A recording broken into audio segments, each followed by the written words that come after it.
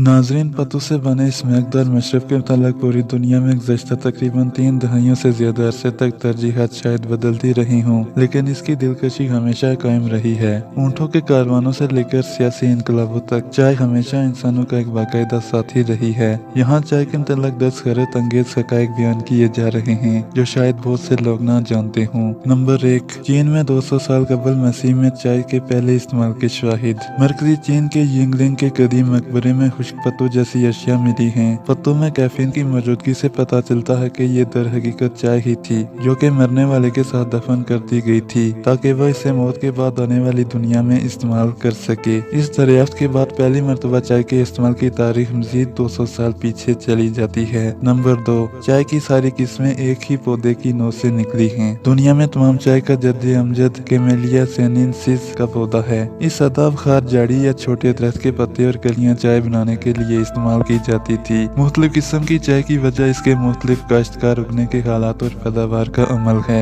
Number 3, एक मजहबी मशरूब। Japan में चाय 6वीं ईस्वी के आसपास चीन से वापस आने वाले जापानी पेशवा और सफारतकार लाए थे और देखते देखते ये मजहबी बरादरी का पसंदीदा मशरूब बन गया और कई सदियों तक सब्ज चाय ऊंचे तबके का खास मशरूब रहा। चीन के जोध बख्शू ने 15वीं सदी में चाय की तकरीम तारफ करवाई, लेकिन जापानियों ने इसे अपनी बाकायदा रस्म बना दिया जो कि बाद में एक नीम मजहबी और समाजी रवायत बन गई। नंबर 4, रूसी कारवां चाय। रूस में ज्यादातर चाय चीन से आने वाले ऊँटों के कारवां लाते थे। ये ऊँटों के कारवां महीनों सफर करते और चाय लेकर बरे-ए-आज़म की दूसरी तरफ पहुँचते। रातों को इनके कैंपों के बाहर आग लगाने से पैदा होने वाला धुआं आहिस्ता आहिस्ता चाय में जज़ब होता रहता और जब ये मास्को पहुँचते तो चाय के पत्तों में धुएं का जायका आ जाता जो इस चाय की खासियत था और इसीलिए इसे आज भी हम रशियन कारवां चाय कहते हैं। नंबर 5, जब चीन की इजारादारी टूटी। 17वीं सदी में जब चीन और बरतानवी राज के दरमियान सफारती और तिजारती ताल्लुकात टूटे तो बरतानिया ने चाय के लिए नई मंडियों की तलाश शुरू कर दी।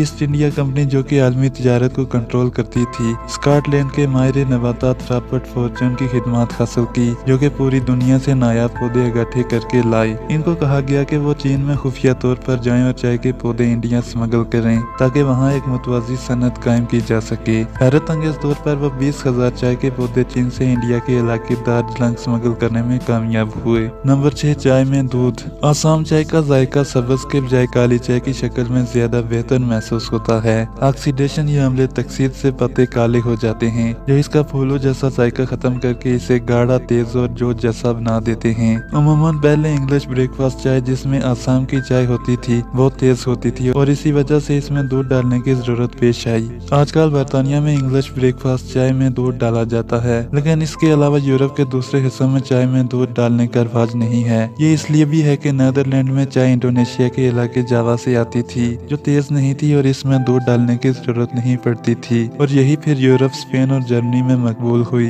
नंबर 7, टोस्ट पर चाय। जब पहली मरतबा 1657 में चाय लंदन लाई गई तो लोग इस बात पर परेशान थे कि इसको पीने का बेहतरीन तरीका कौन सा है। ये एक महंगी चीज थी जो हर कोई नहीं खरीद सकता था और देखते ही देखते ये नफासत की अलामत बन गई, लेकिन हर किसी को नहीं मालूम था कि इसके साथ क्या करना है। ऐसी इतलात हैं कि लोग इन्हें भिगो देते और फिर इसे खाते या मक्खन लगे टोस्ट पर इसे रखकर खाते। नंबर 8, चाय की काफी पर फतेह। रवायती तौर पर तुर्की दुनिया की सबसे बड़ी चाय की मंडियों में से एक है। ज्यादातर तुर्की की काली चाय इलाके के जहीरा डलवानों से आती है। अगरचे तुर्किश काफी पूरी दुनिया में मशहूर है, लेकिन तुर्की में सबसे ज्यादा मकबूल मशरूब चाय ही है। नंबर 9, इनकलाब में चाय का हाथ। सन 1973 में अमेरिका के बोस्टन शहर के रहायशी बरतानी साम्राज्य के नौबतियाती दौर के खिलाफ उठ खड़े हुए। इसी दौरान बोस्टन टी पार्टी वजूद में आई जिसने बरतानवी हुकूमत की तरफ से लगाए जाने वाले चाय पर टैक्स के खिलाफ एहतजाज किया। रात के अंधेरे में कौम परस्तों ने बोस्टन की बंदरगाह पर खड़े 3 जहाजों पर हमला किया और इनमें मौजूद चाय की 342 कंटेनर समुद्र में फेंक दिए। इस एहतजाज ने अमेरिकी आजादी की जंग को एक कदम और नजदीक कर दिया। नंबर 10, अपनी चाय पहचाने। और ये भी कि जब आप मुख्तलिफ किस्म की चाय पीते हैं तो आप इसकी खुशबू, जायके और शक्ल पर तवज्जो देने की कोशिश करते हैं। कहते हैं कि चाय को आवाज निकाल कर पीने से इसका जायके का फौरन पता चल जाता है।